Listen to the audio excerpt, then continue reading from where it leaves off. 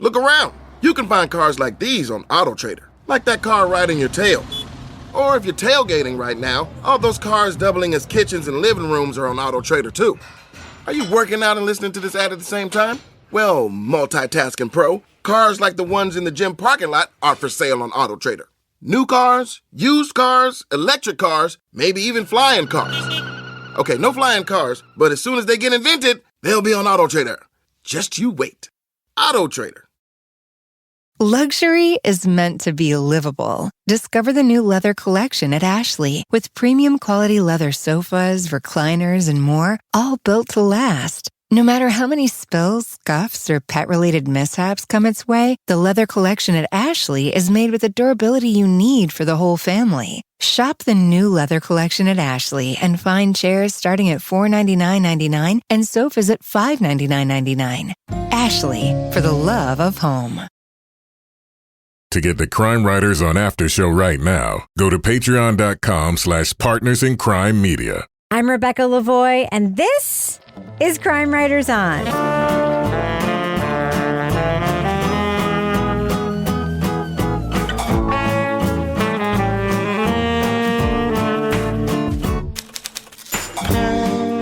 Crime Writers On is the original true crime review podcast that digs into true crime, pop culture, other podcasts. And on this episode, 4 women try to free their sister from her controlling marriage by killing her prick of a husband.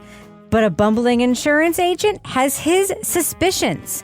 We'll discuss the Apple original dark comedy series, Bad Sisters.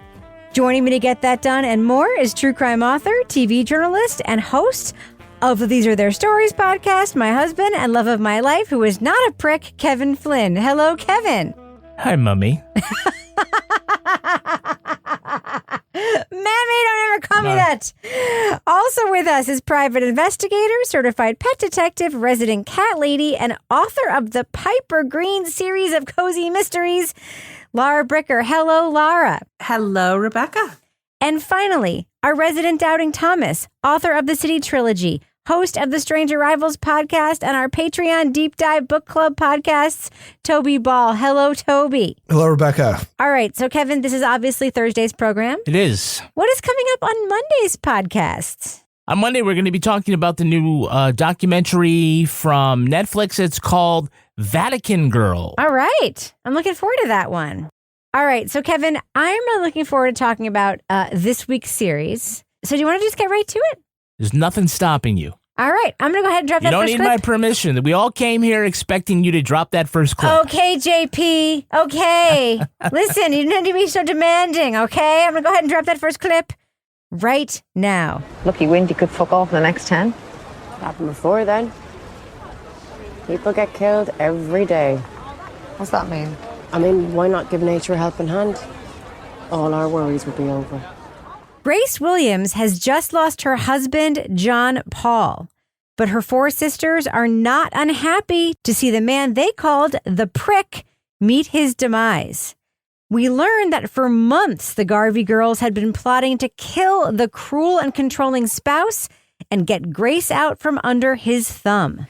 What we're doing is really, really bad. No, it's not. It's survival. Someone's not coming out the other side of this. And it's not going to be me. And it sure as shit is not going to be one of my sisters. In flashbacks, we see each sister has her own reason to kill John Paul, and their elaborate attempts to kill the prick go awry. Now that the deed is done, no one is suspicious, except for the life insurance agent with family secrets of his own. There's no post-mortem. Who knows what we find? Fingerprints, needle marks. Maybe there's drugs in the system. You've lost your mind. Well, it's better than losing my bloody business, which will happen if we don't prove that this man was murdered. Thank you. The Apple original dark comedy series, Bad Sisters, features an Irish ensemble cast led by Sharon Horgan and Sarah Greene. Just how did John Paul die? How did he make an enemy out of each of his in-laws? And will the nearly broke insurance agents avoid paying on the policy by cracking the mystery?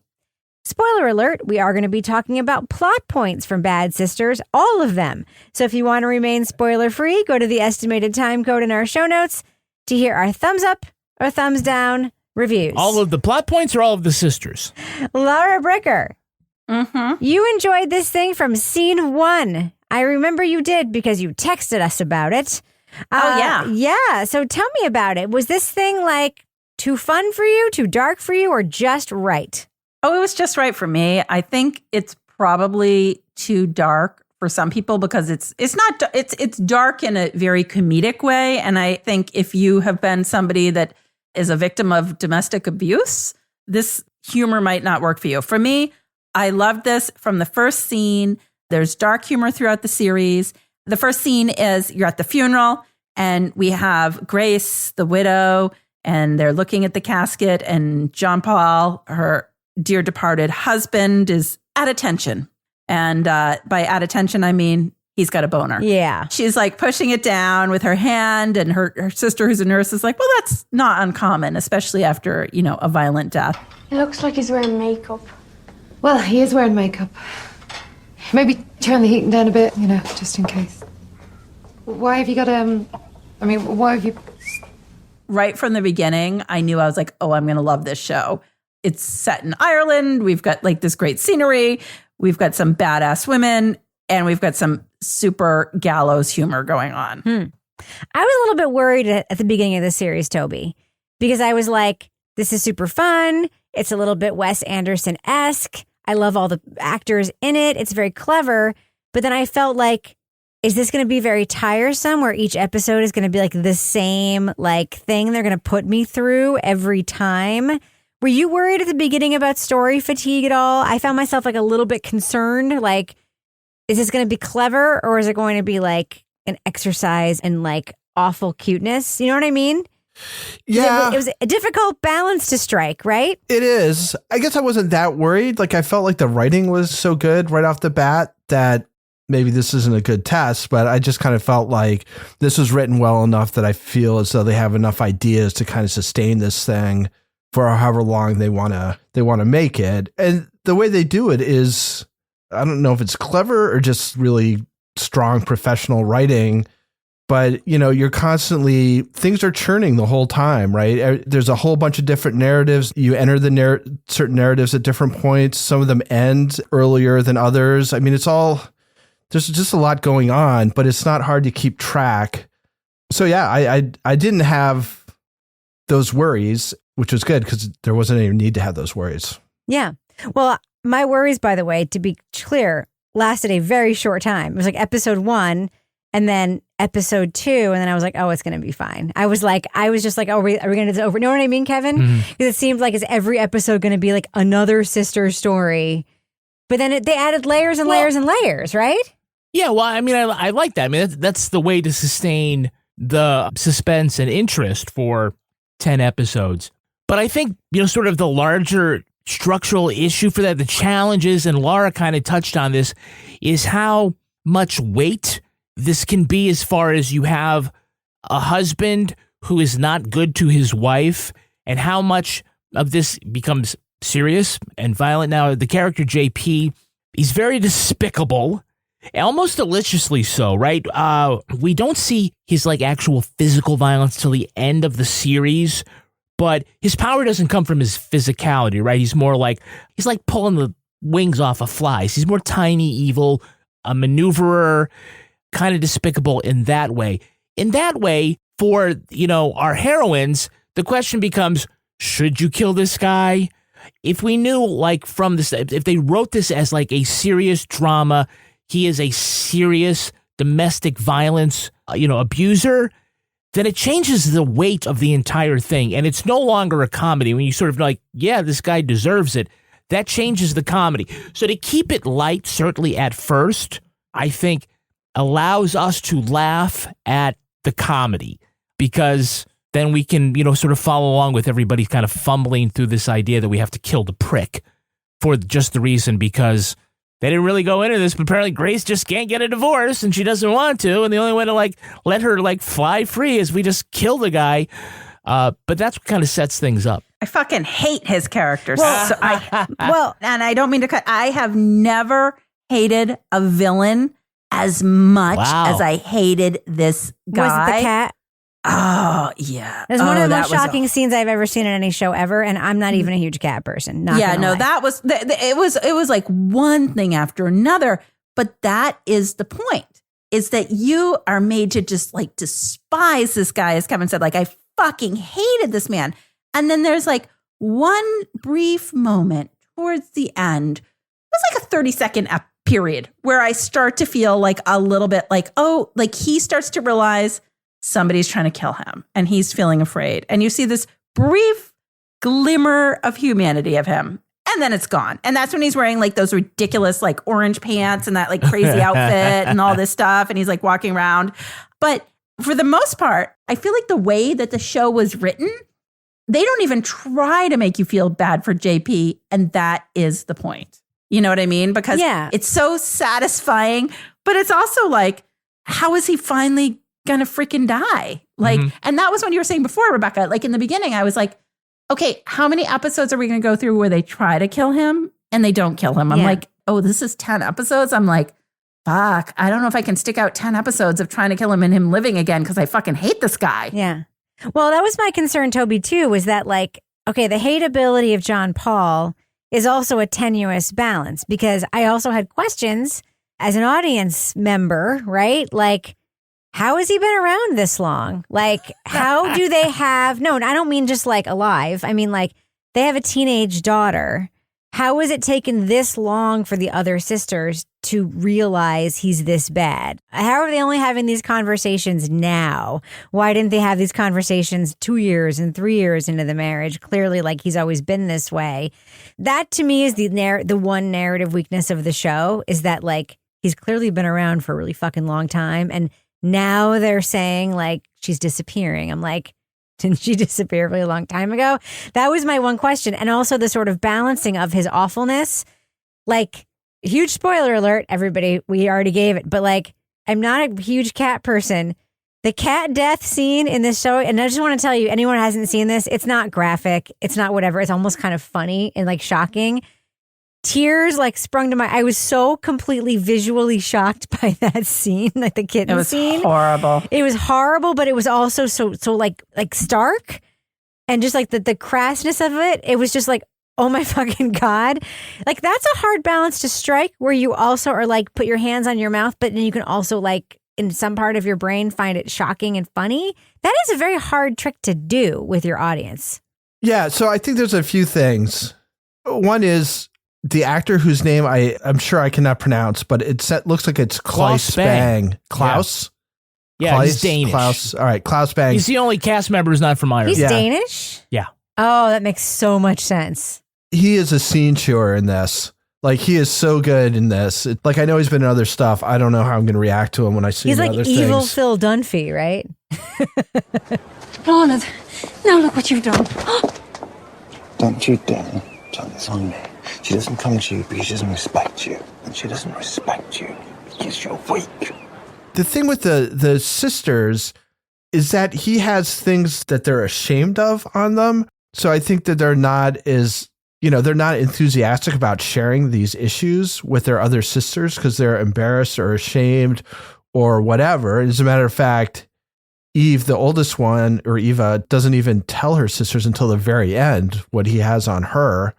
Or I guess not has on her, but his what he did to her. What he did to her. So that's one thing. I think, he's so diabolical that I think that's kind of what keeps, at least it kept my kind of interest, is that, he just has a way of finding situations and then figuring out the best way to leverage them to his benefit or amusement in ways in which he doesn't think it can come back on him. And I guess the final thing is, I did feel like the scenes with his parents, the scene with his dad, which I felt was a little formulaic, but then the scene with his mom, when his mom freezes to death with the drawer open with his father, I thought that was a pretty interesting scene, which I thought was well acted, and just sort of conceptually, like the whole idea of, his mom discovering his dad has been in this freezer and then dying right afterwards, and they're together. And I thought that was pretty interesting. So, do you not take that, Toby, as a possibility that she knew all along? Which is the reason why she was going. Why she was going down there was to visit him. Yeah, yeah, it's possible. I don't. That's a good point. I didn't quite, other than being quite certain when the footsteps were coming down, that because we had a few more episodes to go, that it was probably not him, and that was probably her. But I didn't really think about why that is. But that's a good point. That's probably true. And maybe that was what he was kind of laughing about. It's like, oh shit, she knew this whole time. Well, I thought he was almost, at first I was like, is he laughing or is he having like his almost, like that was where I was like, is he almost having emotion right now? And I was like, and then I was like, I still am, I'm not totally sure at that point, because then pretty soon he flash forwarded to like moving on to the next stage of like covering stuff up or whatever. So I was like, oh, okay. Where he was like, you know, warming her up and putting her back in her bed. Wasn't it so hard, Laura, seeing their daughter blame the mom, like in that one scene? Like, because that is also that was to me like the moment that it hit the hardest for me, where it was like his abuse was cartoonish in much of the show. I mean, we know that it's not cartoonish, but the fact that her daughter is ashamed of her for being controlled was like so difficult. What did you think of that scene? Oh, yeah, absolutely. And I think, you know, that ties in also with the way that, you know, she is upset about that. But at the same time, we've watched Jean-Paul starting to already set his ways on the daughter, even though, so she's feeling critical of the mother, but at the same time, here's the daughter. He's like policing her diet, policing her social life, taking her confirmation money and policing her underwear. Yeah. Like, oh, she's got a bra. What's she doing with that? Arr, you know, but that, I think to me, aside from like the dark comedy parts, that was the part that kind of rang true, because it kind of shows like how somebody gets into that cycle of a dysfunctional family without even recognizing that they are now that next step in that. So she is like ashamed of her mother. At the same time, she's already being, I don't want to say groomed, that's not the right word, but she's already being treated in a way that is setting her up to be put in that same position. Do you know what I mean? I want people to understand this ordeal. It's taken a toll on both of us. Casey Anthony's parents respond after 15 years of allegations. I've gotten blamed for something I didn't do, and it tears me up inside. This can change our life. This is serious. This is their final response. The test is about to begin. Please remain still. Casey Anthony's parents, the lie detector test. Watch now, only on A&E, and watch next day on the A&E app. 1, 2, 3, 4. Those are numbers. But you already knew that. If you want to know what number you're going to pay each month for your car, use Kelly Blue Book My Wallet on Auto Trader. They're really good at numbers. Auto Trader. Luxury is meant to be livable. Discover the new leather collection at Ashley with premium quality leather sofas, recliners, and more, all built to last. No matter how many spills, scuffs, or pet-related mishaps come its way, the leather collection at Ashley is made with the durability you need for the whole family. Shop the new leather collection at Ashley and find chairs starting at $499.99 and sofas at $599.99. Ashley, for the love of home. All right, so Kevin, here we are in our business section. What have we got going on our Patreon right now, Kevin?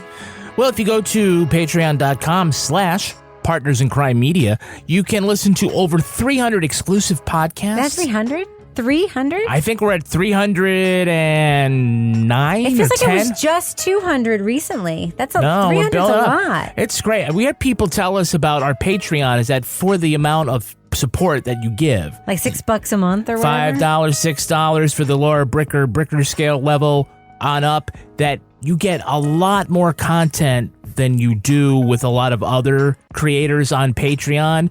When you register, I can click on your name and see the other people that you're supporting. And it's a lot of, sometimes it's just us or a couple of other people in the same space. But you know, everyone's like, man, you get every week, you get the after show, plus you get extras like Married with Podcast. You get Laura Bricker's Leave It to Bricker and Toby Ball's Deep Dive. Deep Dive. Wait, say Toby again. Toby Toby Ball's Deep Dive. book club podcast. Toby Ball's Deep Dive Book Club podcast. Yeah, and very recently, Toby, you recorded a new episode, and the book was called Two Truths and a Lie.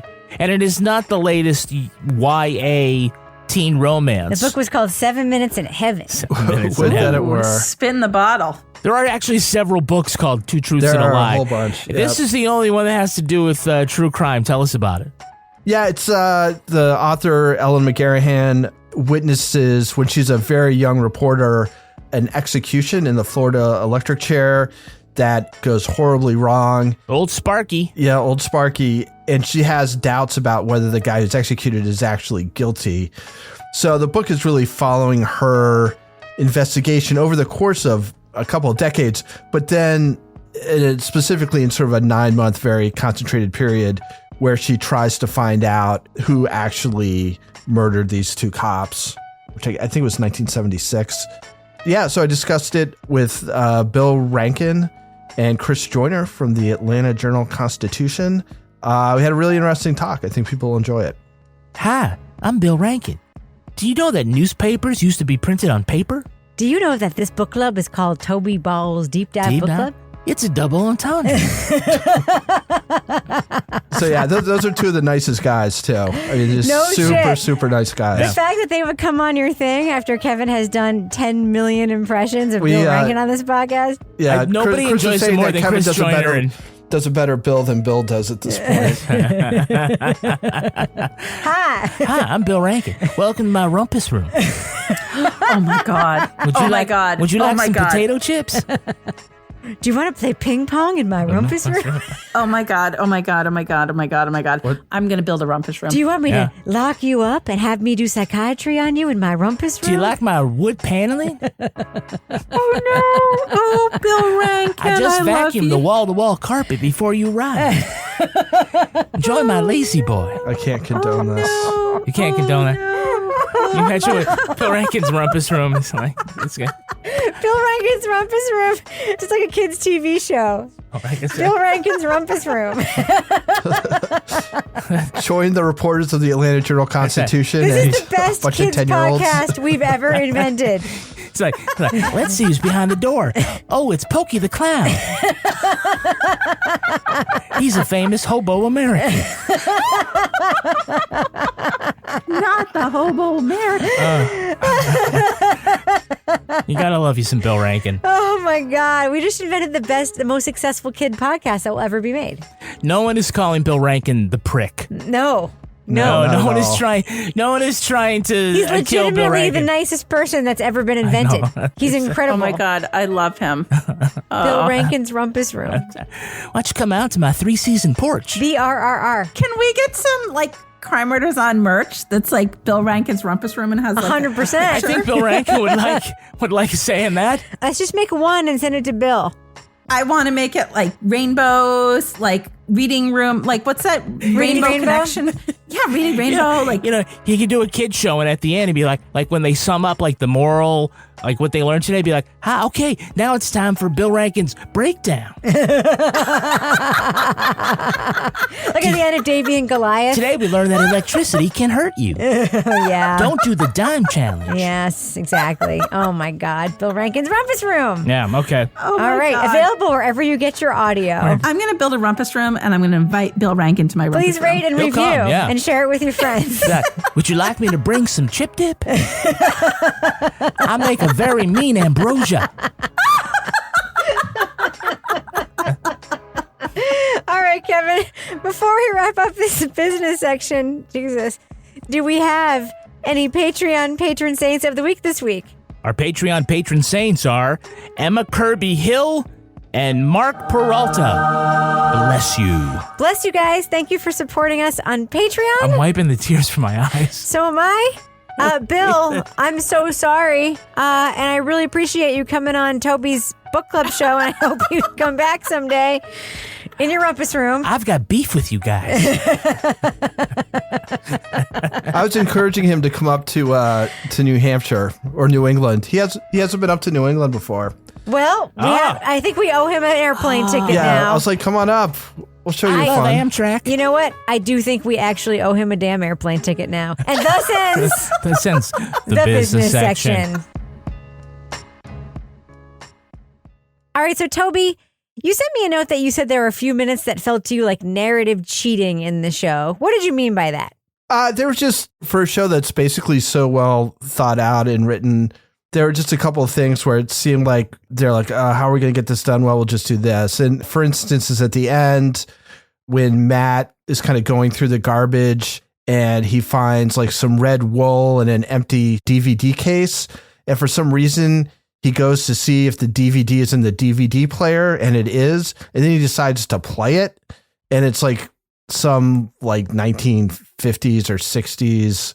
Isabella. It's Isadora Duncan, right? It's Isadora. Okay, whatever. And then so he decides to put it on, like just for some background while he's going through the rest of the garbage. And it just happens to be queued up to the part that like That's shows. not how DVDs work. Tape works that way. DVDs don't work that way. I know. It's bizarre. So anyway, it just happens to be at that one scene and he's just like, oh shit. And that kind of is how he figures it all out. And it just seems so, you know, it's contrived, right? And it seems like this is the kind of thing where they could have planted that a couple of episodes earlier and it would have been like much more natural. And then you could have kind of put it all together that way. So it's just little things like that, which I think in a lot of things you would just be like, oh, well, you know, it's just par for the course for like sort of an okay show. But for a show that's as good as this, that just kind of felt like that was cheating a little bit. So Kevin, what do you think about this like multi-layered side story thing outside of the sisters? So we have Becca and Matt, who are sort of like the Capulet and Montague, Romeo and Juliet romance, right? Yeah. Sort of gluing the two stories together. And then we also have Tom and his pregnant wife, and his pregnant wife sort of becomes like the true crime podcaster, like inserting herself in the thing where she's like, dudes, like fucking figure this out. I figured it out in an hour. What is the matter with you, Tom? But mostly like the Matt and Becca story, which is kind of like the heart and soul of this show, right? Yeah, well, I mean, what's great about the narrative is that it's really kind of going in two directions with this flashback. One thing is we're trying to find out, okay, we know John Paul's dead. They want to kill him. How do they do it? And that's what these episodes are. But then they fast forward and bounce back to present day. And the mystery is whether or not Tom and Matt are going to discover what happened. And then... Or whether we want them to. Or whether we want to. And, you know, what are the stakes? Well, the stakes are they got to find out or they're going to lose their business. But there's also, I mean, the theme is deep, dark family secrets. They've got their own secrets, right? We find out that, you know, Matt is Tom's half brother, and for a long time he didn't know he existed. And then there's all this embezzlement. So they've got their own sort of family crimes to cover up, and it like creates like real stakes for them. So, you know, instead of just, you know, rooting against them, figuring it out and jamming up the sisters, you're kind of rooting for a way for everybody to get out of this clean. Yeah. Like, is there a way? And it seemed like there was a pretty obvious way. And if I was watching this week to week, it wouldn't take me 10 weeks to consider this. Although I binged it, it just seemed like there was a really obvious way of everybody getting kind of what they wanted. But we can get to that later. But I like those two guys. I thought Matt was definitely now, which is just Matt was definitely the emotional center of this because he was the only one that wasn't weird and crazy. Yeah. He was the Greek chorus he threw in there. And just like bonus points, not a lot of people are familiar in the years with Daryl McCormick. He's an Irish actor of color. Well, I just found out that my dad didn't just up and die. He actually killed himself. God. Yeah. Found out Thomas had been keeping it from me. Jesus. He's pretty good on the bass. I mean, he's got nice eyes. He's got nice eyes. He's easy on the eyes, Laura. So, Laura, I like his brother, Tom Coughlin from Coughlin & Sons. Oh, his brother drove me crazy. Yes, but you can't root against the guy whose wife is like 25 months pregnant and peeing in the bed. And so, like, you're kind of find yourself in a situation where, like, you don't want anyone to lose, but you like, so like that's the narrative tension, right? You don't want anyone to lose.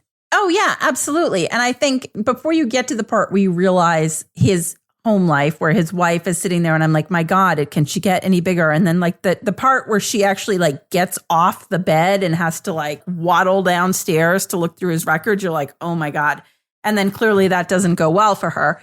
But no, I mean, I think that's the thing is that, you know, you're watching this and you're rooting for the sisters because you're like, that guy JP was a freaking prick and he deserved to die.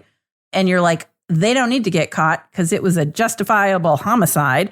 And then you're seeing these brothers and, you're finding out that like, it's like a Ponzi scheme in like the insurance industry where like he never like recorded their insurance policies and he was pocketing the money and they were just like filed in the bottom drawer. And, you find out the father committed suicide. And the head brother there has this family situation where he really needs to not lose the family business. So I definitely did find myself like, oh God, here he comes again. And then I'm like, no, here he comes again because he's got everything to lose here if he doesn't keep this up.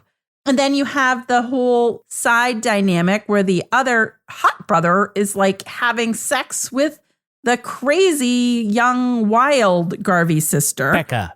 Baby Becca. And I thought she was one of the more interesting of the sisters in terms of the way that her character sort of like played out, because you have this dynamic with the brother, but then you have this very real affection that she has for JP's mother when she's out giving her massages. And then like the mother is clearly got dementia and everything.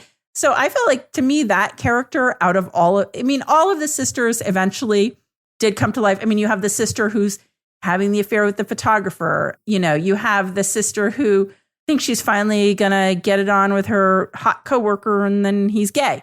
But I feel like Becca felt to me the most sort of vulnerable in a way, besides Grace, who I felt like Grace was just portrayed, like the way that they put her forward in the first part of this series was so dowdy that she just came across as, it was very well played. Like the casting in this, I think was really well done. I don't know if others felt that way, but I just felt like everybody was cast so well. And it was just such a great portrayal of all of these people in the way that they all sort of played their roles and came to the screen in these roles. Yeah, I agree with you, Lauren. It's almost a shame that we're 30 minutes into this and we didn't really talk about the strength, which is the ensemble with the sisters, how they all really click, and it's like there's somebody that you can relate to. Say anything you like. Don't. It's your fault. I've never seen a single woman over 40 before.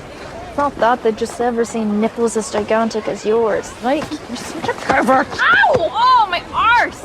If I had to say there was one of the sisters that, like, the character didn't really sing, it would be Ursula, who's the nurse having the affair, because it just sort of seemed like her character was sister having an affair, and especially, like, when, her husband is nothing like John Paul, that it's kind of like, well, okay, well, wait, why is she doing that? She's completely overwhelmed at home with a bunch of kids, including one with special needs. Of course. Like, what are you talking about? Well, I just felt like they didn't get that personality. She needed an experience. They gave her a situation. Yeah. They didn't give her like a fantastic personality, unlike the way Becca is and BB is. It just seems like if there is a weak link, I would just say it's her. I don't think she's a horrible character. I don't think it gave her stakes for wanting to kill JP because he knows about her affair. I would just, it's a pick. It's a nit to pick. I disagree with you on Ursula. I think that was a wonderful depiction of a woman who needed to have an affair right there. She loved her husband, didn't want to leave her husband, needed to pretend that she was someone else sometimes because her life was fucking exhausting. I wasn't saying that she shouldn't have an affair. No, but I actually I'm saying that aside that. No, I was just saying, like, how you always say to me, Becca was in a relationship, but also Becca, her character sang. You know how, like, you told me sometimes we don't need a big giant circle drawn around something? That's how I felt about Ursula for me. Right, what were you going to say, Toby? I thought Ursula just seemed very tired all the time. Like, she just seemed like she was always, like, at the end of the rope, Yep. And it never got better. One thing I want to ask you guys about is setting before we wrap this up, because obviously we're in coastal Ireland here, and there's this very sort of Wes Anderson-esque aesthetic to the show. Everybody has money, which I do like the fact that that's acknowledged at one point where Tom is like elder sisters with all their nice houses and their inherited money. But there's this whole like setting where everybody goes swimming off of this cliff, and it's clearly very cold, but that's just sort of a ritual that they do. And we should acknowledge that Ireland is in fact in the Gulf Stream, so the water isn't as cold as you might think it is, but it is in fact quite cold. But the setting is quite a character in the show, and I think it's actually not an unimportant one. And I think it's lovely and beautifully done. It's an idealized version of Ireland and very location porny in a way that I really enjoyed. Am I the only one who enjoyed that? Nope. Enjoyed it. Ireland's not really like that. I loved it. It's not like that for everyone. It's not like that for I'm going to everyone? go and jump off a cliff in Ireland now, Rebecca. A 40-foot cliff. Yeah, no fucking way that's happening. Yeah, some of the 12 tracking meters, I don't shots know. they have from like the drone shots when people are driving on those roads are just it's pretty nice. It had a very Big Little Lies feeling to it in many Yes, ways. It did, yes. Upper class. Is Sharon Horgan like the Irish Connie Britton? That was the only that I kind of had that stuck in my She's mind. actually a very prolific producer and writer and actress. And she was one of the producers and writers of this show, but she also has some big ones in the UK that people I've seen her in a know bunch about. of things. Yeah. Yeah. I have to ask, and the theme music, was that the same person? Remember in the Michael Peterson documentary at the end when he was like, Alexa, play blah, blah, blah. No, it was PJ Harvey. It was PJ Harvey. But the music sounded very similar to me to that. Nope, it was PJ Harvey, 90s badass Lilith Fair-esque PJ Harvey doing the theme song. Yeah, Okay. there was some great Fiona Apple in there too. I looked it up. My last question for all of you. What was everybody's favorite unsuccessful way that they tried to kill JP? Oh. Well, I liked the frozen paintball. I thought that was probably the most. That was actually my favorite one too. Like when they were like trying to like shoot the watermelon to like prep it, and you have like this like the one-eyed pirate sister, and she's like, "Rah!" And then she finally is like, bingo, she was frozen. Yeah, she was. She was like, "Rah!" She was all like pissed off because she couldn't like explode the like, watermelon. And then she finally succeeded. And then when the other sister's like, fucking do it. And then she's like, oh shit. And the guy's like, ah! When his eye got like shot out. I loved that one. We would play an audio clip to just demonstrate all of that, but you just did an excellent job That's of right. summing up That's that whole right. episode. Listen, I'm a huge dog person, but I did like the poison liver. Yeah, the liver was And- mine. Yeah, and I did love the fact that every time they tried, someone else got hurt. I thought that was a very, very... Increasingly, the stakes got higher and higher. Yeah, yeah. I also liked how like when they pulled off JP's pants, when Becca pulled off his pants, and then he was having like these like very like that part. Yeah. That whole one, I did enjoy that one, especially because that was when he started to sort of have this like realization that like maybe someone's trying to kill me, because he had these flashes, and I was like, you deserve to die. Yep. I want people to understand this ordeal, it's taken a toll on both of us.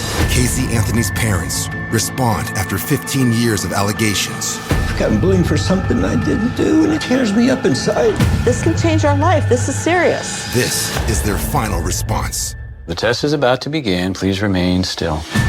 Casey Anthony's parents, the lie detector test. Watch now, only on A&E, and watch next day on the A&E app. 1, 2, 3, 4. Those are numbers. But you already knew that. If you want to know what number you're going to pay each month for your car, use Kelly Blue Book My Wallet on Auto Trader. They're really good at numbers. Auto Trader. Luxury is meant to be livable. Discover the new leather collection at Ashley with premium quality leather sofas, recliners, and more, all built to last. No matter how many spills, scuffs, or pet-related mishaps come its way, the leather collection at Ashley is made with the durability you need for the whole family. Shop the new leather collection at Ashley and find chairs starting at $499.99 and sofas at $599.99. Ashley, for the love of home. All right, let's do what we do. Let's let our listeners know, should they check out Bad Sisters on Apple TV? Laura Bricker, what do you think? Thumbs up or thumbs down for Bad Sisters? This is a thumbs up. This is one of my favorite things that I've watched in a while. It had like everything that I love. We have location porn, as you pointed out, Rebecca. We've got like badass women. We've got Irish people. We've got dark humor and a wonderful cast. And I will tell you, there was a couple episodes in the beginning where I thought, okay, is this all going to sort of blend together? And then I hit about episode 6 and I was like, I am going to stay up as long as I have to stay up tonight to find out who finally kills this fucker. So big thumbs up. Toby Ball, what do you think? Thumbs up or thumbs down for Bad Sisters? Yeah, I'm a big thumbs up. I don't have going to say a ton more. I mean, it's funny, it's dark, it's it's really well acted, it's really well written. It's an enjoyable watch. So yeah, I would definitely highly recommend it. Kevin Flynn. Yeah, I'm a thumbs up. I was, it's your people. It's my people. I was about maybe the 5th episode and thinking about wanting to watch the 6th, kind of feeling sad that there were only 10 and they're like, oh, this is almost through. I liked it that much. The characters are really strong. It's got a good mystery. I would say that at the end, without giving anything away, they started to clear a path for what ended up being not terribly surprising by then, a way to resolve both of the mysteries that are in this. But other than that, I think it was just a very enjoyable ride with some characters that I wish we could find a way to get them back. Thumbs up. Yeah, no, I agree with you, Kevin. Thumbs up for me. And I do have one idea for this ensemble. An American Horror Story-esque thing where they do a whole different story with the same cast. Wouldn't that be fun? Oh, I loved all these actresses. Yeah, I love them too. I love the actresses. I also love all the actors. I think it's just really, really freaking good. I liked it too. I have to say, I was a little worried after episodes like 1 and 2. I was like, is this going to be a tiresome thing? We're going to see the same thing over and over again in every episode, and it's going to be like, oh, here we go again. It wasn't. It ended up being really, really lovely, and I really enjoyed the series. It had a sort of Wes Anderson-esque aspect to it, but not in an obnoxious way that I really liked. So thumbs up for me for Bad Sisters. All right, we should probably end it on that note, but before we do, Laura Bricker, do we have a cat of the week this week? Oh, we do. Our cat of the week is actually a dog. Yay! That's my favorite animal. Rebecca loves that. It is from Candace Stearns. It is Rollo. Rollo is a 1-year-old Cavalier King Charles Spaniel. They live in Edmonton, Canada. They've had Rollo for exactly a month, and I'm pretty sure he's actually a cat in disguise. So this is why I picked this dog. He is always jumping up on the tables, pounces on treats like a cat, curls up in the laundry when they're trying to fold it, and prefers to nap right on her face. He is the sweetest boy and a great addition to the family. He's very, very cute. So any dog that acts like a cat is a dog that I am a fan of. So thank you for sending that in, Candace. Nice. All right, Laura Bricker, if folks want to send us any kind of pet to be cat of the week, of course, they can email us at crimewriterson@gmail.com or pop it in our Facebook group. But say they want to tweet to you. How can they find you on social media? They can find me at Laura Bricker on Twitter. And Toby Ball, if folks want to circumvent the new standards on Twitter and reach out to you there, how can they find you on social media? At Toby Ball on H. Kevin Flynn, what about you? I'm at www.twitter.com/Kevin P. Flynn. And I'm also there at Reb Lavoie. I'm also on Instagram and on Be Real and everywhere else at Reb Lavoie.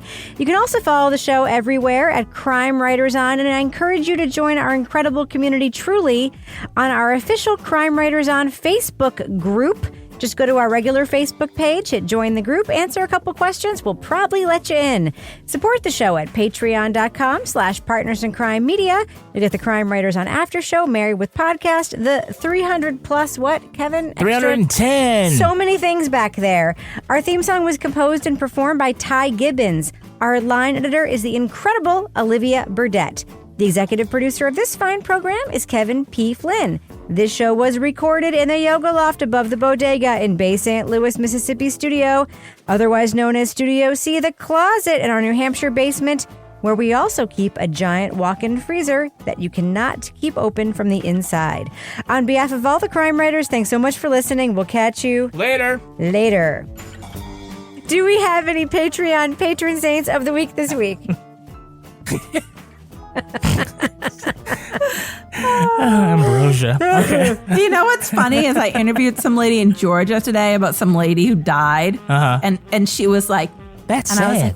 I said, "Well, what?" I know. I was like, "What's her legacy?" And she's like, "Well, she couldn't cook if it wasn't in a microwave, but she made a mean Bing cherry Jell-O salad, and she brought it everywhere." And we're going to turn it into Jell-O shots. And I was like, oh, well, isn't that nice? A Bing cherry. That would be really good in the rumpus room. It would. Right next to my spinach squares. This week's Bill... Spinacopita. This week's Bill Megan's Rumpus Room is sponsored by Bing Cherry Jell-O Salad. I love Betty Crocker products. Just like... Toby's like, where the fuck did this Toby, I'm bringing podcast some to go? your house. He's like, I didn't know. He goes, I didn't know the business music went this long. It's still going. Oh, I can loop it forever. I jumped into my emails. Stomach hurts. Toby said, I'm out. I'm checking my email. I can just loop the music forever and ever and ever. It has a great place to loop it.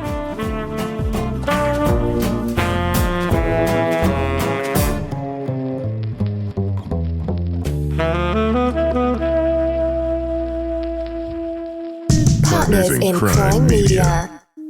Look around. You can find cars like these on AutoTrader, like that car riding your tail.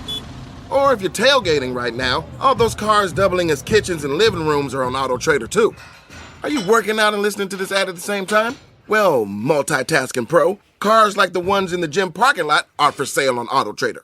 New cars, used cars, electric cars, maybe even flying cars. Okay, no flying cars, but as soon as they get invented, they'll be on AutoTrader. Just you wait. AutoTrader.